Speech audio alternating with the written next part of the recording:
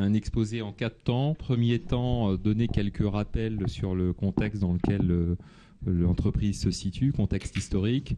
Un deuxième temps, qu'est-ce qui s'est passé depuis les 3 dernières années. À partir de là, quelles sont les grandes composantes du modèle de gouvernance qu'on a été amené à mettre en œuvre. Et puis, en conclusion, les résultats qu'on en tire.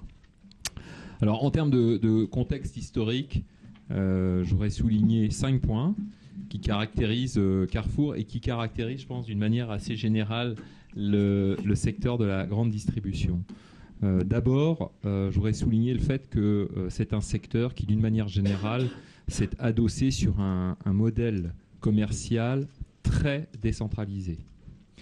La deuxième chose que je voudrais dire, c'est que la grande distribution se caractérise en général par une culture d'entreprise très entrepreneuriale et qui d'ailleurs va bien avec le caractère décentralisé du modèle historique.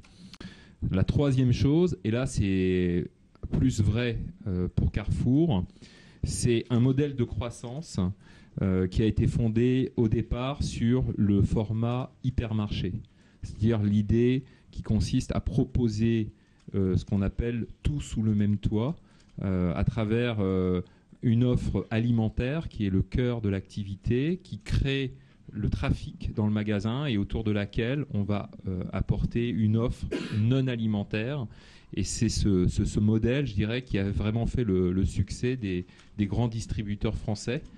Et je pense qu'il a vraiment servi d'exemple pour bon nombre d'autres distributeurs dans le monde. C'est un modèle qui date des années 60 et qui correspondait notamment, par exemple en France, au fait qu'une classe moyenne était en train de se développer à cette époque. Et donc c'est un modèle qui a accompagné